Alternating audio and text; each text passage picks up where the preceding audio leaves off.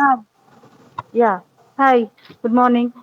So last class we had started this chapter on squint. So we'll continue with that. So we had covered extraocular muscles and then binocular single vision and test for stereopsis. Okay, these three, like I've already told you, these are the three important questions which are often asked in the exam. So so we'll continue with the squint chapter today. So you need to know the definition of squint. Squint is misalignment of the visual axis of the two eyes. So what do you mean by the visual axis? So when you draw a line passing through the fovea, fovea of the eye, so the two lines, that is the two visual axes, meet at a point. This is the point at which both the eyes are looking at. That is the object of interest. So in squint, what happens? One eye is deviated in a different direction. So the visual axis of this eye is looking at a different direction, whereas the visual axis of this eye is looking at a different object. So when this happens, this is called squint. So when you have to define it, you have to say there is misalignment of the visual axis of the two eyes. So last class we had already discussed about pseudostrabismus. So it appears that squint is present, but actually squint is not there. That is called pseudostrabismus. So how do you classify squint? Like I told you, you can divide squint into two types. It can be latent squint or it can be manifest squint. So latent means it is not obviously visible. Manifest means it's as soon as you look at a patient, you can make out that the patient is having squint. That is a manifest squint. Again, manifest squint can be divided into two types, concomitant squint and incomitant squint. So let's see what is meant by latent squint. Manifest squint. Manifest squint is also called heterotropia. So if the word tropia is used, it means it's a manifest squint. Like in this picture, you can see as soon as you look at the child, you can see that one eye is deviated inwards. This is called manifest squint. The squint is manifesting itself. Okay. But suppose when you look at this picture here, can you see my cursor when I'm moving it? Yes, ma'am. Okay, fine. Thank you. So when you see at this picture, you can see that there is no squint, obviously. When you look at the patient, you can see that there's no squint. But the patient comes to you saying that sometimes people say that I am squinting, that they say that your eyes are squinting. So when you cover one eye, whenever you cover one eye, either with an opaque occluder or a translucent occluder, what you're actually doing is you are breaking fusion between the two eyes.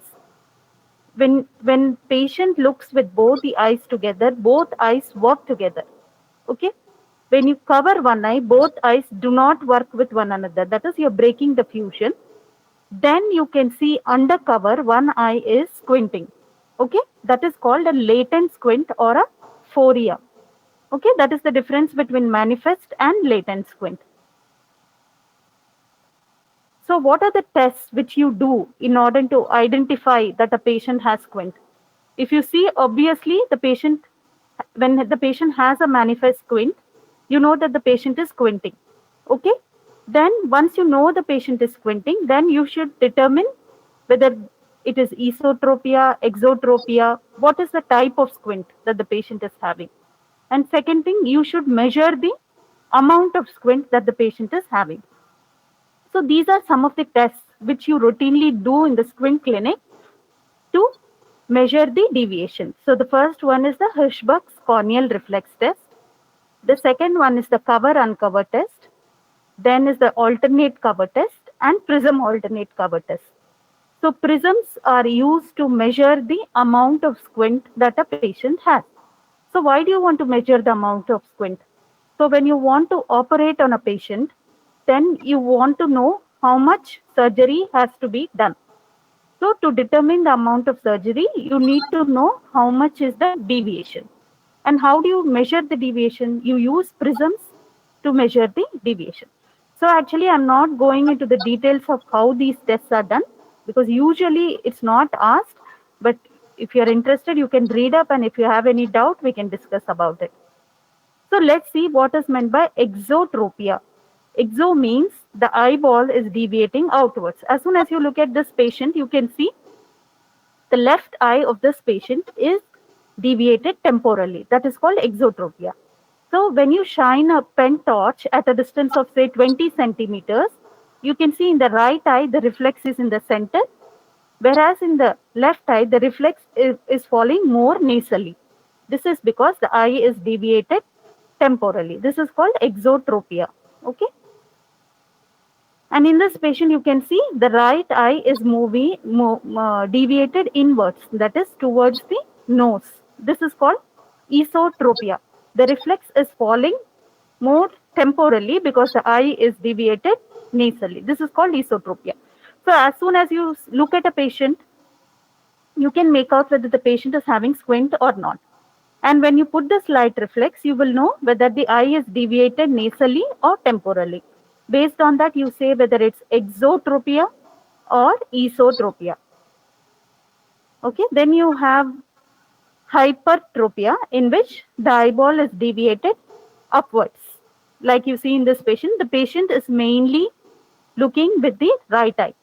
The patient is seeing elsewhere with the left eye. This is called hyper, where the eyeball is deviated upwards. And then you have hypotropia, where the eyeball is deviated downwards. Okay. So esotropia, usually they may not ask for you as a long question, but at least if they give you as a 2 marks question, you should be able to at least classify what are the different types of esotropia. So why does the eyeball deviate inwards? Like you can see in this patient, the eyeball is moving inwards. So there are various causes. First thing, it can be present from birth. So if it is present from birth, it is called infantile esotropia.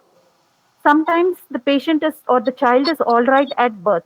Maybe at 2 or 3 years of age, the eyeball starts deviating inwards. So in such cases, what we suspect is there is a component of over accommodation. So as you know, what are anybody knows the 3 components of near reflex? Near reflex, what does near reflex means? What are the 3 components of near reflex? Convergence of the eyeballs, Yes. constriction of the pupil, and increase in curvature of the posterior surface of lens. Very good. That's correct. So whenever near reflex, what is near reflex? When the patient is trying to look at a near object, okay, both eyes have to converge. That is normal. Okay. But whenever eyes converge, all of us look at near objects, but we don't have squint all the time when we are looking at near objects. So when there is over convergence, means there is some problem with the convergence accommodation mechanism, then the patient develops squint. Okay. That is what is known as accommodative esotropia. Okay.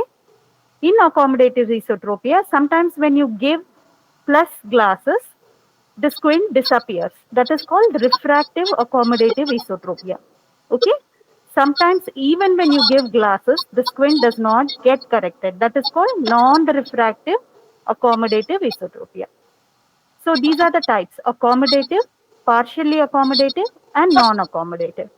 So what do you mean by partially accommodative? Means part of the deviation is attributed to over accommodation, whereas part of the deviation does not get corrected with glasses. That is called partially accommodative.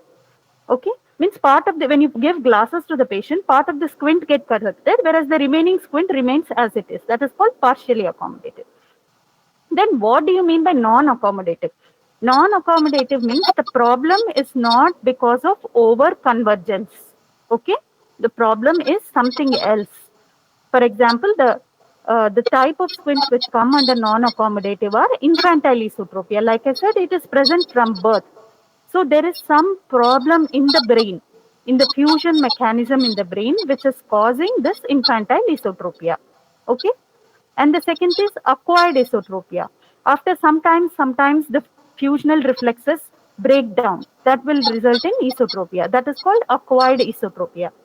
Or the next one is sensory esotropia. Suppose the child has cataract in one eye, vision in one eye is very less. Okay. Or there is trauma to one eye and the vision in that eye falls down. Then the patient is not using that eye.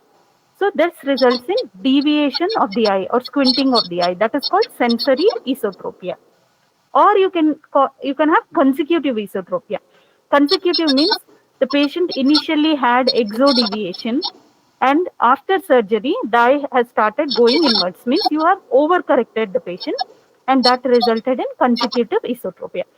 So I think in detail they may not ask you, but if you can just remember this classification, in case they ask you a question on esotropia, you can say the types of esotropia are accommodative, partially accommodative, and non-accommodative. And in non-accommodative, you have infantile and sensory. These two are the common causes. So, like I said, infantile esotropia is present at birth. Sometimes it can occur in families. So, the main thing we are concerned about infantile esotropia is, suppose there is one eye which is always squinting, means the patient is using one eye for fixing, means the patient is mainly using this eye to see. The patient is not using this eye because this eye is squinting. So what happens?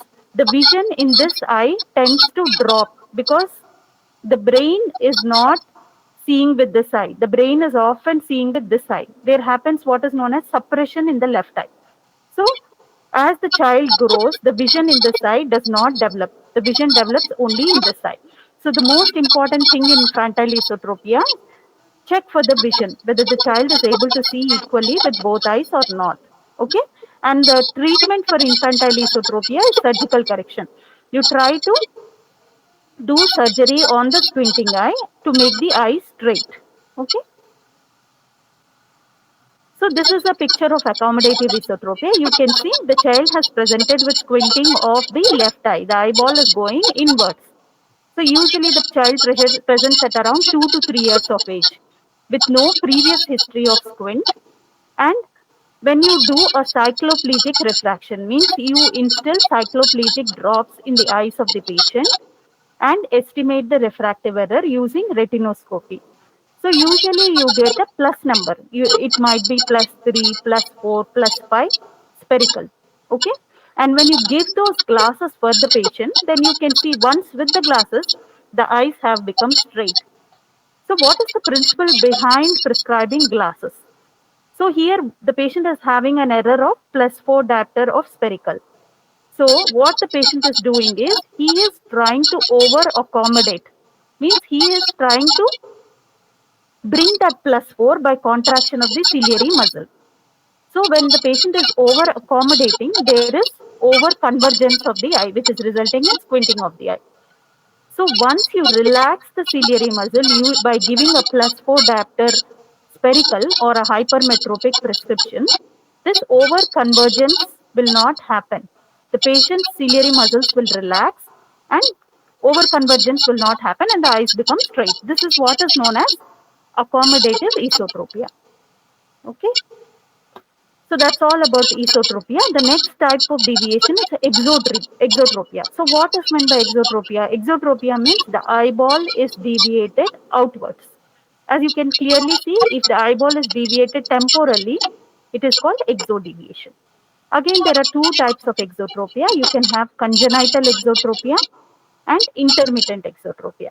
Congenital means from birth, the patient gives history that I have been having the squint from birth. That is congenital exotropia.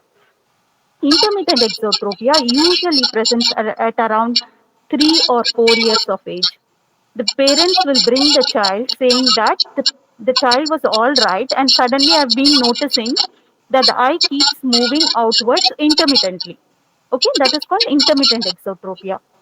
So what is the treatment for intermittent exotropia? Again, for any kind of squint, first check the vision of the patient. Check if there is any refractive error. So usually if you do a proper refraction and give glasses, usually most of the squints might get corrected with glasses. Okay, because when the vision is less in a particular eye, that eye tends to squint. Okay, so you should have good vision in both the eyes. So suppose after giving glasses correction, the patient is all right, you don't need to treat further. Suppose after giving glasses correction also, the patient is still having squinting of the eyes, then you may have to do surgery for squint.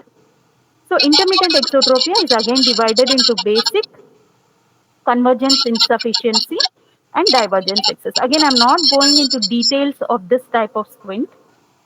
So basically, why these classifications are there is sometimes the exotropia, when you measure the exotropia in the clinic, if the deviation is same for distance and near, it is called a basic type.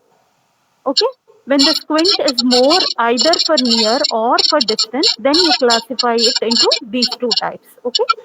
So for you, just remember there are two types of exotropia. One is congenital, the other one is intermittent. And you should know what do you mean by exotropia. And for any squint, first give good glass correction if the patient is having glasses. Rule out, always do a dilated fundus examination to see if there is any pathology in the retina, optic nerve, which is causing reduced vision and thereby causing squint. Once you have ruled out all other causes, then probably the next treatment is planning surgery. And before planning surgery for squint, the another important thing is treatment of amblyopia. So in a squinting eye, if the eye has been squinting from birth, okay, the eye which is squinting may go into amblyopia, that the vision in that eye will drop because the brain is not using that eye. The brain is using only the eye which is looking straight. So the treatment for amblyopia is patching. So I'll discuss amblyopia in a different class. So what we have read till now, all these ESO, EXO, infantile and all are committant squints or non-paralytic squints. So in these squints, there is no committant squint, what we have discussed till now. So in these squints, there is no limitation of ocular motility. When you check ocular movements, you will see that the eyes are moving well in all directions. That is called a concomitant squint, concomitant or non-paralytic squint. In an incomitant squint, what happens? The eyes are not moving well in all directions. There is limitation of ocular motility. That is called incomitant or paralytic squint.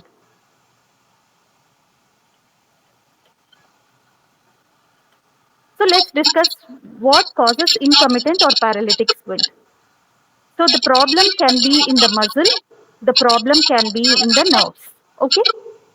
So what are all the nerves which supply the extraocular muscles? Anyone can answer? Nerves which supply the extraocular muscles.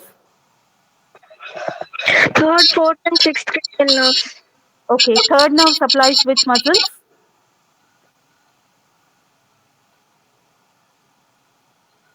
Okay, so sixth nerve supplies which muscle? Third nerve supplies Yeah, sixth nerve supplies the lateral rectus. And fourth nerve? superior oblique. Superior oblique. Good. And third nerve? Superior rectus, inferior oblique, medial rectus, So and all the LPS. yes, all the remaining muscles are supplied by the third cranial nerve. So whenever there is a problem either with the nerves which supply the muscles, starting from the nucleus, and then you have the fasciculus where they exit the brainstem. So anywhere there can be damage to the nerve. Okay? And when there is a damage to the nerve which is supplying the muscle, that particular muscle will not function properly. When the muscle is not functioning properly, it means the eye will not be able to move in that particular direction. Okay? Or the problem can be in the muscle itself.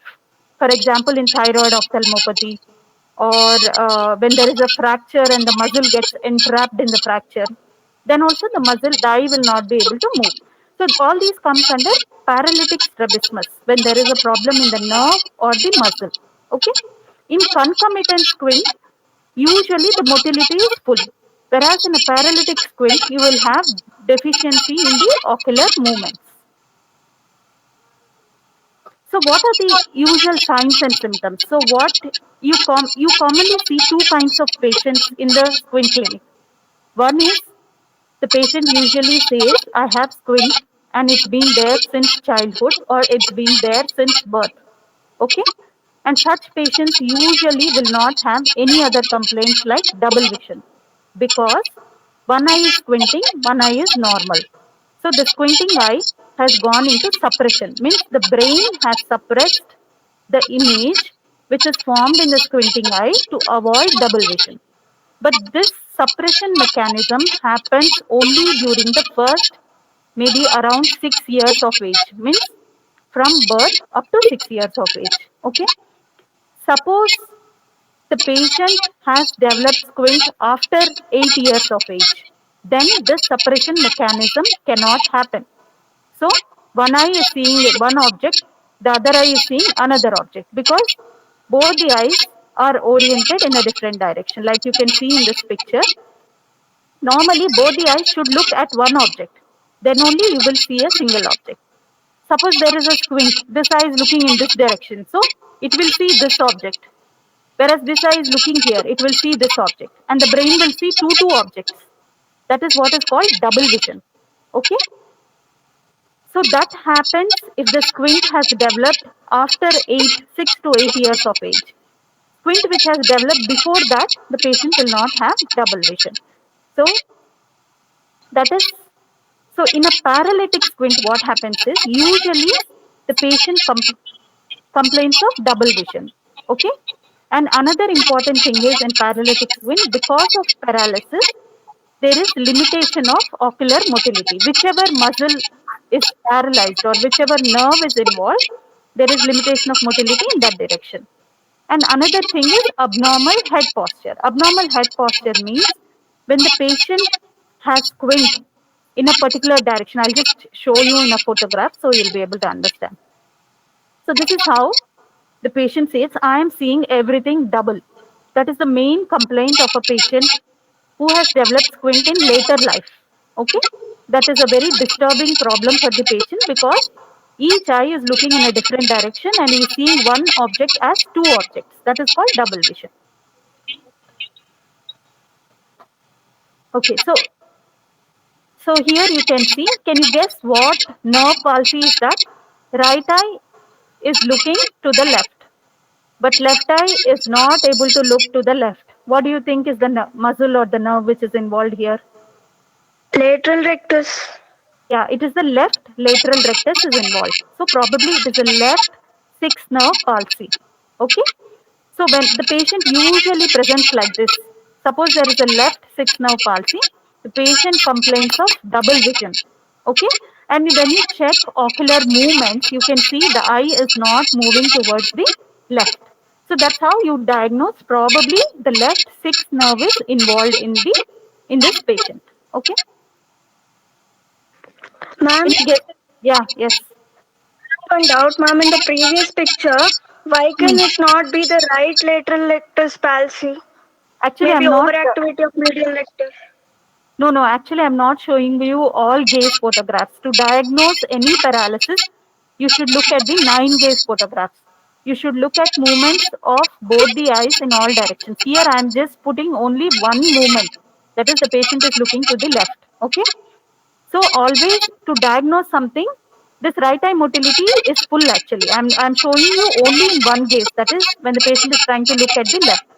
So this right eye, the movement is full, elevation is full, depression is full, adduction is full in this eye. Okay.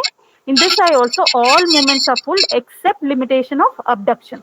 I didn't put all the gaze photographs because you'll get confused. You understood? Yes, ma'am. Okay, because I'm just putting the diagnostic gaze position, that's all.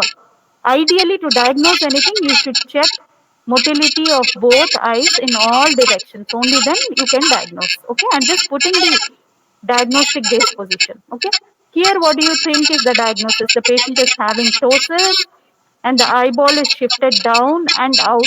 What do you think is the diagnosis? Any guesses? Oculomotor nerve palsy. Yeah, it is a third cranial nerve palsy because third cranial nerve supplies the levator palpebrae superioris. So you can see drooping of the upper lid. Okay. And what are the muscles which are functioning in a third cranial nerve palsy? What are the remaining muscles which are functioning? What are the other muscles which are not supplied by the third cranial nerve?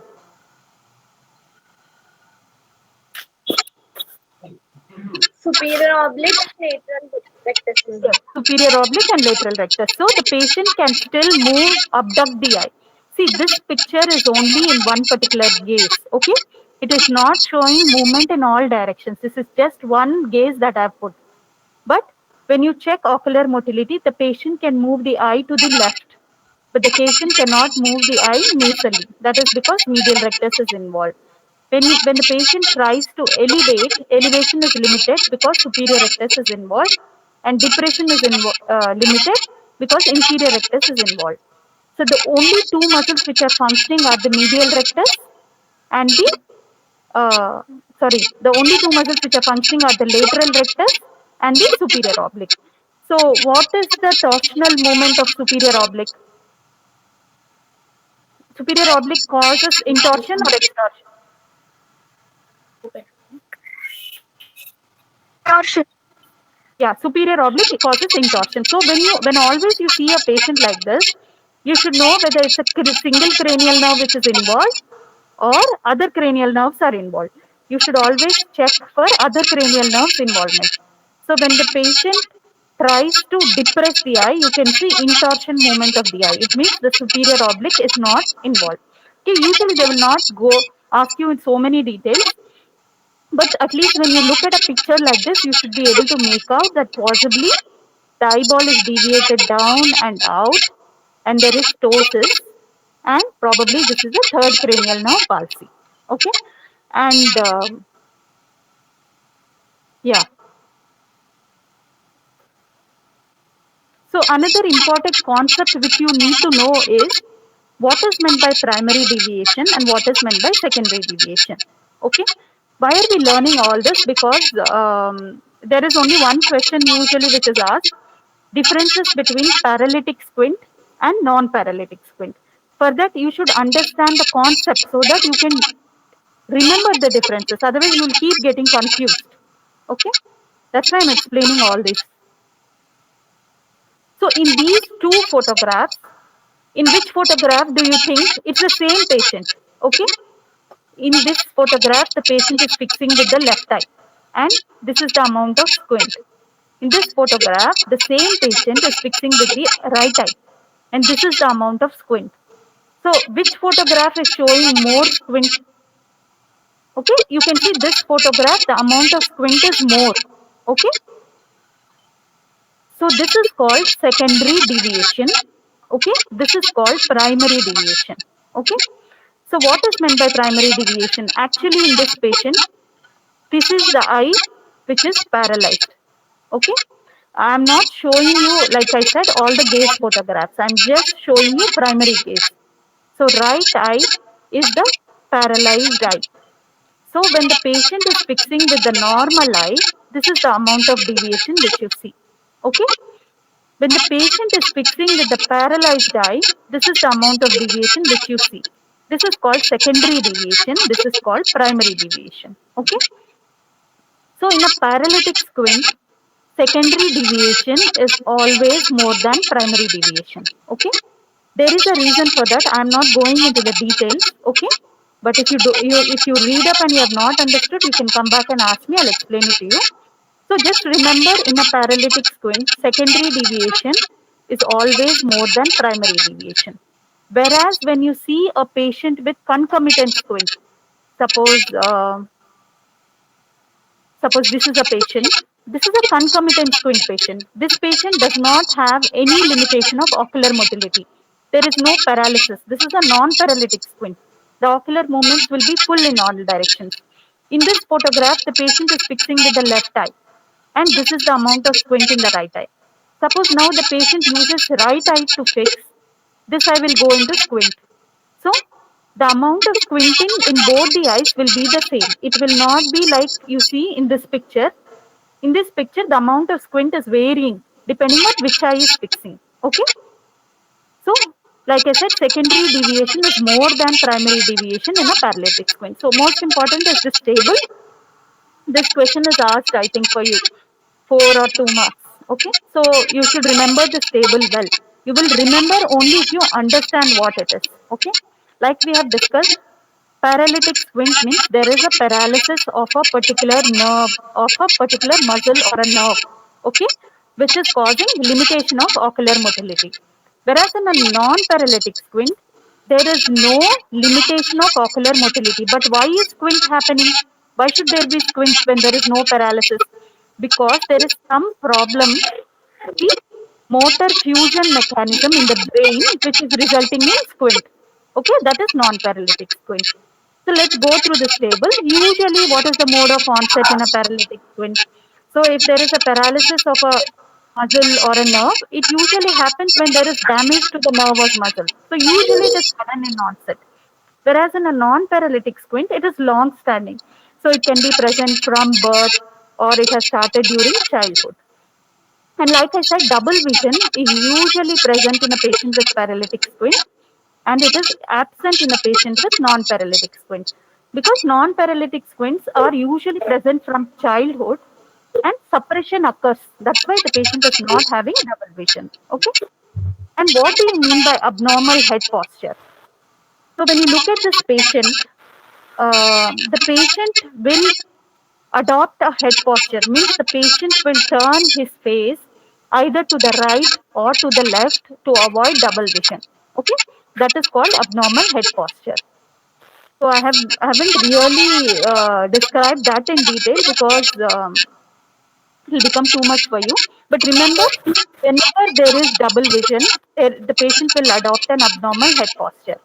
And that you see in paralytic squint, whereas you don't see it in non-paralytic squint.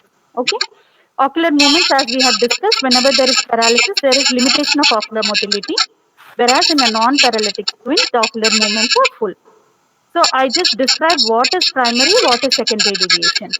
So in a paralytic squint, secondary deviation is more than primary deviation, whereas in a non-paralytic squint, secondary and primary deviations are equal.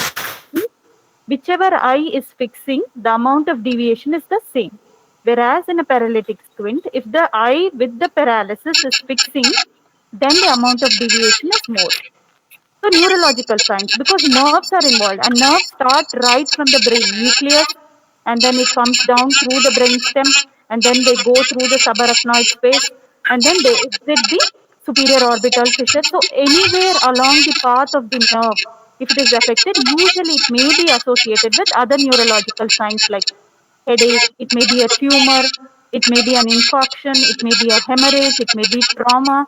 So there will be other associated signs like headache, nausea, vomiting, paralysis of other cranial nerves. Whereas in a non-paralytic squint, usually all these neurological signs are not present. Okay.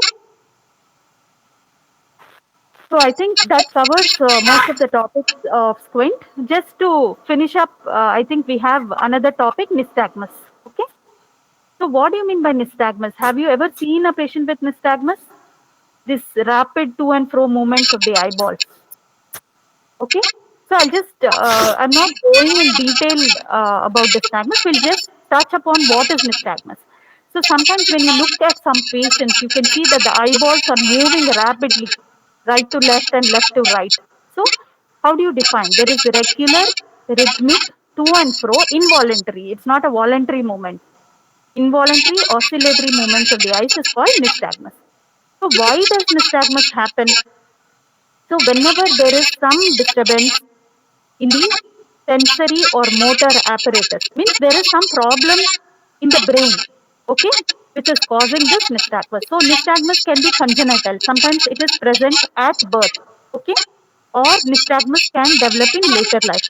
If nystagmus develops in later life, usually it is because there is some problem in vision of the patient. Suppose you see a baby is born and the baby has no nystagmus, and after birth the baby has developed cataract.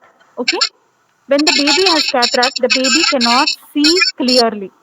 So when the baby cannot see clearly, then nystagmus develops because there is a problem with vision. So usually a patient with nystagmus usually has less vision than normal. Okay, that gives a clue that there is some problem with the vision. So this is the classification for nystagmus, congenital and acquired. And also you can describe nystagmus. You can describe it as, so actually nystagmus has two components. Maybe I'll cover it up in next class because this will become too much for you. What are all the components of nystagmus and what is the direction of nystagmus and all that. So like I said, in this class, the important topics for you are differences between paralytic and non-paralytic squint.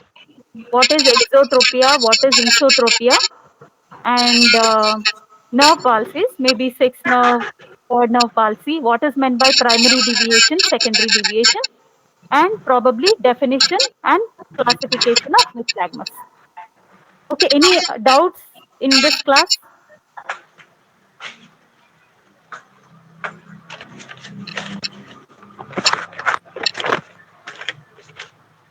Any doubts, anything that you have not understood? And always please, when we are discussing squint topic, go back and read on the same day. Okay, because if you don't read, you will not understand. Okay, and if you have any doubts after you go back and read, you can ask me in the next class also. We can discuss. So anything, any doubts? No doubts right now? Okay, so please go back and read. And like I said, this is the important question in this topic. So go back and read. Okay? Yeah, thank you.